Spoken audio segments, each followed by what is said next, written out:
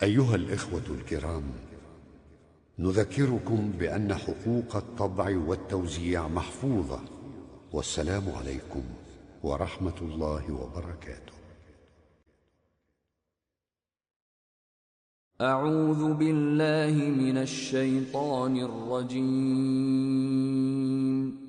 وإذا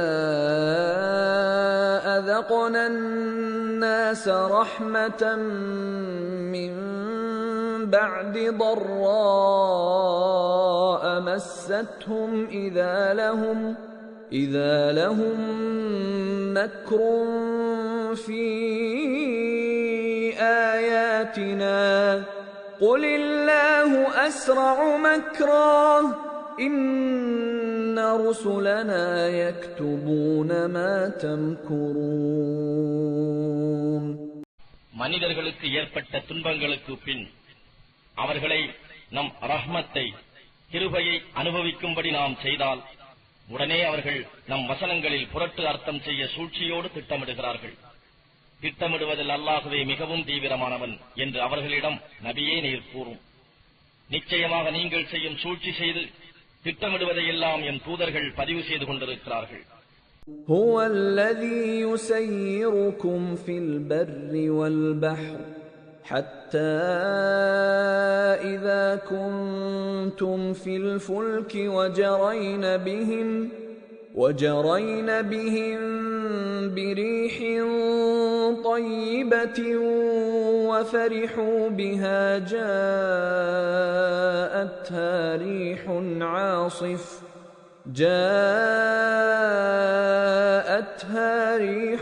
عاصف وجاءهم الموج من كل مكان وظنوا أنهم أحيط بهم دعوا الله مخلصين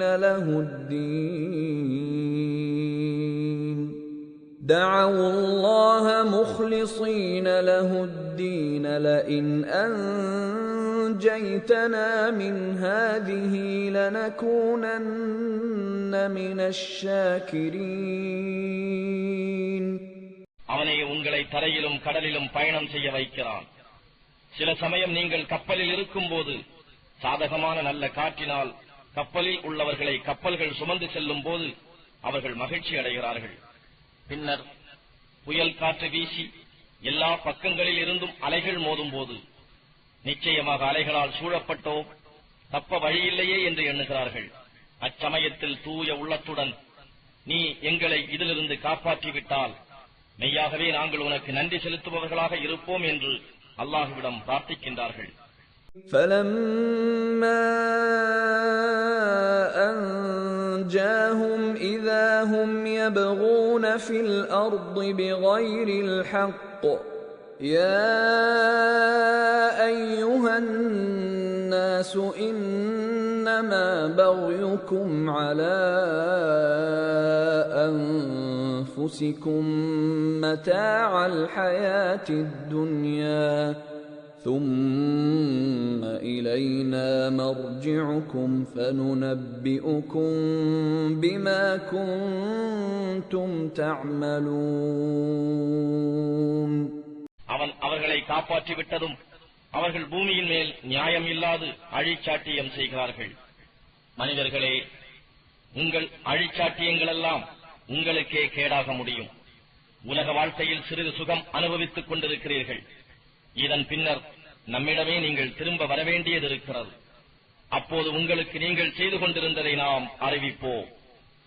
إنما مثل الحياة الدنيا كماء أنزلناه من السماء فاختلط به نبات الأرض مما يأكل الناس والأنعام حتى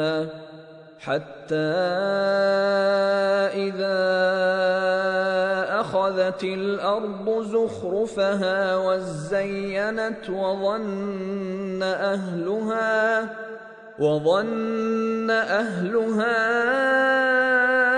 أنهم قادرون عليها أتاها أمرنا ليلا أو نهارا فجعلناها حصيدا كأن لم تغن بالأمس كذلك نفصل الآيات لقوم يتفكرون. இவ்வுலக வாழ்க்கைக்கு உதாரணம் நாம் வானத்திலிருந்து இறக்கி வைக்கும் மழை நீரை போன்றது. அது பூமியில் கலந்து அதனை கொண்டு மனிதர்களும் கால்நடை பிராணிகளும் உண்ணுகின்ற பூமியில் செழித்து வளரும் பயிர்களினால் பூமி தன் அலங்காரத்தை பெற்றுக் கொண்ட போது அதன் சொந்தக்காரர்கள் கதிரை அறுவடை செய்து கொள்ளக்கூடிய எஜமானர்கள் என்று தங்களை எண்ணிக்கொண்டிருந்தனர். அச்சமயம் இரவிலோ பகலிலோ அதற்கு நம் கட்டளை வந்து அதை நாம் அழித்து விட்டோம். அது முந்திய நாள் அவ்விடத்தில் இல்லாதது போன்று அறுக்கப்பட்டதாக அதை ஆக்கிவிட்டோம். இவ்வாறே நாம் சிந்தனை செய்யும் மக்களுக்கு நம் அத்தாட்சிகளை விவரிக்கின்றோம். والله يدعو إلى دار السلام ويهدي من يشاء إلى صراط مستقيم. மேலும் அல்லாஹ் உங்களை தாருஸ்ஸலாம் எனும் சாந்தியும் சமாதானமும் உள்ள இல்லத்துக்கு அழைக்கின்றான். அவன் தான் நாடியவரை நேர்வழியில் செலுத்துகிறான். للذين أحسنوا الحسنى وزيادة ولا يرهق وجوههم قتر ولا ذلة أولئك أصحاب الجنة هم فيها خالدون. நன்மை புரிந்தோருக்கு உரிய கூலி நன்மையும் மேலும் அதைவிட அதிகமும் கிடைக்கும். அவர்களின் முகங்களை இருளோ இழிவோ சூழ்ந்து இருக்காது. அவர்கள் தாம் சுவனபதிக்கு உரியவர்கள். அதிலேயே அவர்கள் என்றென்றும் தங்கியிருப்பார்கள். والذين كسبوا السيئات جزاء سيئة بمثلها وترهقهم ذلة ما لهم من الله من عاصم كأنما أغشيت وجوههم قطعا من الليل مظلما أولئك أصحاب النار هم فيها خالدون. ஆனால் தீமையை சம்பாதிப்பவர்களுக்கு அவர்கள் செய்த தீமைக்கு கூலியாக அதுபோன்ற தீமையே ஆகும். அவர்களை இழிவு சூழ்ந்து கொள்ளும். அவர்களை அல்லாஹ்வின் தண்டனையை விட்டு காப்பாற்றுபவர் எவரும் இலர். இருண்ட இருளையுடைய இரவின் ஒரு பாகம் அவர்கள் முகங்களை சூழ்ந்து சுற்றிக் கொள்ளப்பட்டது போல் அவர்களின் முகங்கள் காணப்படும். அவர்கள் நரக நெருப்புக்கு உரியவர்கள். அவர்கள் அங்கேயே என்றென்றும் இருப்பார்கள்.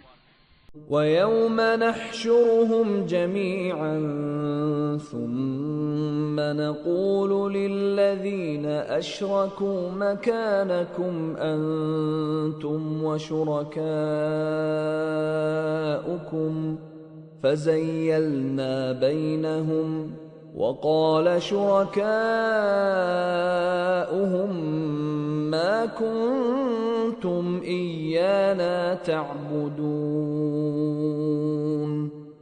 இன்னும் விசாரணைக்காக நாம் அவர்கள் அனைவரையும் ஒன்று சேர்க்கும் நாளில் இணை வைத்தவர்களை நோக்கி, நீங்களும் நீங்கள் இணை வைத்து வணங்கியவையும் உங்களிடத்திலேயே சிறிது தாமதித்து இருங்கள் என்று சொல்வோம். பின்பு அவர்களிடையே இருந்த தொடர்பை நீக்கிவிடுவோம். அப்போது அவர்கள் இணை வைத்து வணங்கியவை அவர்களிடம், நீங்கள் எங்களை வணங்கவே இல்லை என்று கூறிவிடும். فَكَفَى بِاللَّهِ شَهِيدًا بَيْنَنَا وَبَيْنَكُمْ إِن كُنَّا عَنْ عِبَادَتِكُمْ لَغَافِلِينَ. நமக்கும் உங்களுக்கும் இடையே சாட்சியாக அல்லாஹ் போதுமானவன். நீங்கள் எங்களை வணங்கியதை பற்றி நாங்கள் எதுவும் அறியோம் என்றும் அவை கூறும். هنالك تبلو كل نفس ما أسلفت وردوا إلى الله مولاهم الحق وضل عنهم ما كانوا يفترون. அங்கு ஒவ்வொரு ஆன்மாவும் தான் செய்து அனுப்பிய செயல்களின் பயன்களை சோதித்து பார்த்துக் கொள்வர். பின்பு அவர்கள் தங்கள் உண்மை இறைவனான அல்லாஹுவின் பக்கம் திரும்பிக் கொண்டு வரப்படுவார்கள். அவர்கள் கற்பனை செய்து கொண்ட தெய்வங்கள் அனைத்தும் அவர்களை விட்டு மறைந்துவிடும். قُلْ مَنْ يَرْزُقُكُمْ مِنَ السَّمَاءِ وَالْأَرْضِ أَمَّنْ يَمْلِكُ السَّمْعَ وَالْأَبْصَارَ وَمَنْ يُخْرِجُ الْحَيَّ مِنَ الْمَيِّتِ وَيُخْرِجُ الْمَيِّتَ مِنَ الْحَيِّ وَمَنْ يُدَبِّرُ الْأَمْرَ فَسَيَقُولُونَ اللَّهُ فَقُلْ أَفَلَا تَتَّقُونَ. உங்களுக்கு வானத்திலிருந்தும் பூமியிலிருந்தும் உணவளிப்பவன் யார்? உங்கள் செவிப்புலன் மீதும் உங்கள் பார்வைகளின் மீதும் சக்தி உடையவன் யார்? இறந்தவற்றிலிருந்து உயிருள்ளவற்றையும் உயிருள்ளவற்றிலிருந்து இறந்தவற்றையும் வெளிப்படுத்துபவன் யார்? அகிலங்களின் அனைத்து காரியங்களையும் திட்டமிட்டு செயல்படுத்துபவன் யார் என்று நபியே நீர் கேளும். உடனே அவர்கள் அல்லாஹ் என பதிலளிப்போர்கள். அவ்வாறாயின் அவனிடம் நீங்கள் பயபக்தியுடன் இருக்க வேண்டாமா என்று நீர் கேட்பீராக. فَذَلِكُمُ اللَّهُ رَبُّكُمُ الْحَقُّ فَمَاذَا بَعْدَ الْحَقِّ إِلَّا الضَّلَالُ فَأَنَّى تُصْرَفُونَ.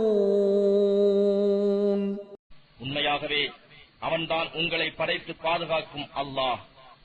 இந்த உண்மைக்கு பின்னரும் நீங்கள் அவனை வணங்காவிட்டால் அது வழிகேட்டை தவிர வேறில்லை. இப்பேருண்மையை விட்டு நீங்கள் எங்கு திரும்பப்படுகிறீர்கள்?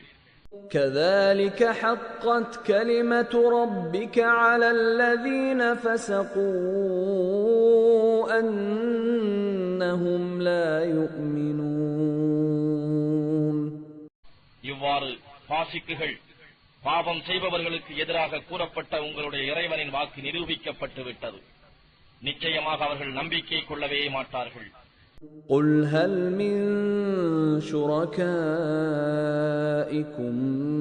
مَنْ يَبْدَأُ الْخَلْقَ ثُمَّ يُعِيدُهُ قُلِ اللَّهُ يَبْدَأُ الْخَلْقَ ثُمَّ يُعِيدُهُ فَأَنَّى تُؤْفَكُونَ. நபியே நீர் கேட்பீராக, நீங்கள் இணை வைத்து வணங்குபவற்றில் புதிதாக படைக்கக்கூடியதும் பின்பு மறுமையில் அதனை மீள வைக்கக்கூடியதும் ஆன சக்தி படைத்தது ஏதேனும் உண்டா என்று. மேலும் நீர் கூறும், படைப்புகளை முதலாவதாக உற்பத்தி செய்பவனும் மரித்த பின்னர் அவற்றை மீள வைப்பவனும் அல்லாஹ்தான். அப்படி இருக்க சத்தியத்தை விட்டு நீங்கள் எங்கு திருப்பப்படுகிறீர்கள்? قُلْ هَلْ مِنْ شُرَكَائِكُمْ مَنْ يَهْدِي إِلَى الْحَقِّ قُلِ اللَّهُ يَهْدِي لِلْحَقِّ أَفَمَنْ يَهْدِي إِلَى الْحَقِّ أَحَقُّ أَنْ يُتَّبَعَ أَمَّنْ لَا يَهِدِّي إِلَّا أَنْ يُهْدَى فَمَا لَكُمْ كَيْفَ تَحْكُمُونَ. உங்கள் இணை வைப்பவற்றுள் உங்களை உண்மையின் பக்கம் வழிகாட்டி செலுத்தக்கூடியவை யாரேனும் உண்டா என்று அவர்களை கேளும். மேலும் அல்லாஹ்வே உண்மையின்பால் வழிநடத்தி செலுத்துகிறான். சத்தியத்தின்பால் நேரான வழியில் செலுத்தக்கூடியவனை பின்பற்றுவது முறையா, அல்லது பிறர் வழிகாட்டாவிட்டால் தானாக வழிநடக்க முடியாததை பின்பற்றுவது முறையா? உங்களுக்கு என்ன நேர்ந்து விட்டது? சத்தியத்துக்கு மாறாக நீங்கள் எவ்வாறு முடிவு செய்கிறீர்கள் என்றும் நீர் சொல்லும். وَمَا يَتَّبِعُ أَكْثَرُهُمْ إِلَّا ظَنًّا إن الظن لا يغني من الحق شيئا إن الله عليم بما يفعلون.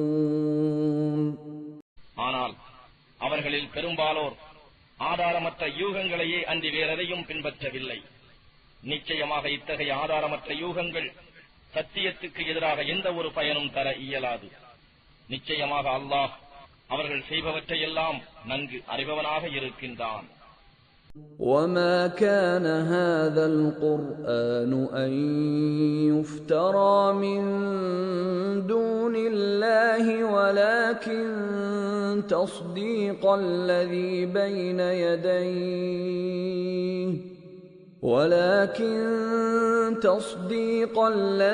بين يديه وتفصيل الكتاب لا ريب فيه من رب العالمين. இந்த குர்ஆன் அல்லாஹ் அல்லாத வேறு யாராலும் கற்பனை செய்யப்பட்டதன்று. அல்லாஹ்வே அதை அருளினான். அன்றியும் அது முன்னால் அருளப்பட்ட வேதங்களை மெய்ப்பித்து அவற்றில் உள்ளவற்றை விவரிப்பதாகவும் இருக்கிறது.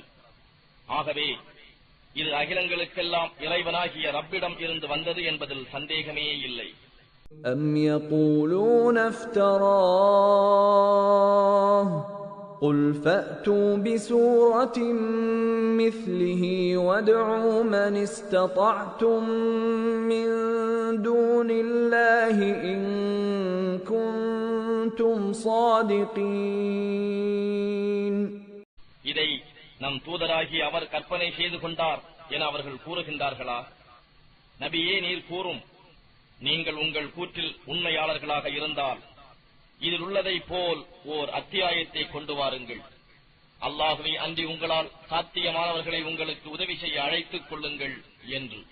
بل كذبوا بما لم يحيطوا بعلمه ولما يأتهم تأويله كذلك كذب الذين من قبلهم فانظر كيف كان عاقبة الظالمين. அப்படி அல்ல, அவர்கள் அறிவால் அறிந்து கொள்ள இயலாததை அதன் விளக்கம் அவர்களுக்கு எட்டாத நிலையில் பொய்யென கூறுகிறார்கள். இவர்களுக்கு முன் இருந்தவர்களும் இவ்வாறே தாங்கள் அறிந்து கொள்ள முடியாதவற்றை பொய்ப்பித்தார்கள். ஆகவே அந்த அநியாயக்காரர்களின் முடிவு என்ன ஆயிற்று என்பதை நபியே நீர் நோக்குவீர்களாக. وَمِنْهُمْ مَنْ يُؤْمِنُ بِهِ وَمِنْهُمْ مَنْ لَا يُؤْمِنُ بِهِ وَرَبُّكَ أَعْلَمُ بِالْمُفْسِدِينَ. அவர்களில் இதன் மீது ஈமான் கொண்டவர்களும் இருக்கின்றனர், இதன் மீது ஈமான் கொள்ளாதோரும் இருக்கின்றனர். இன்னும் உங்கள் இறைவன் விஷமம் செய்பவர்களை நன்றாக அறிகிறான்.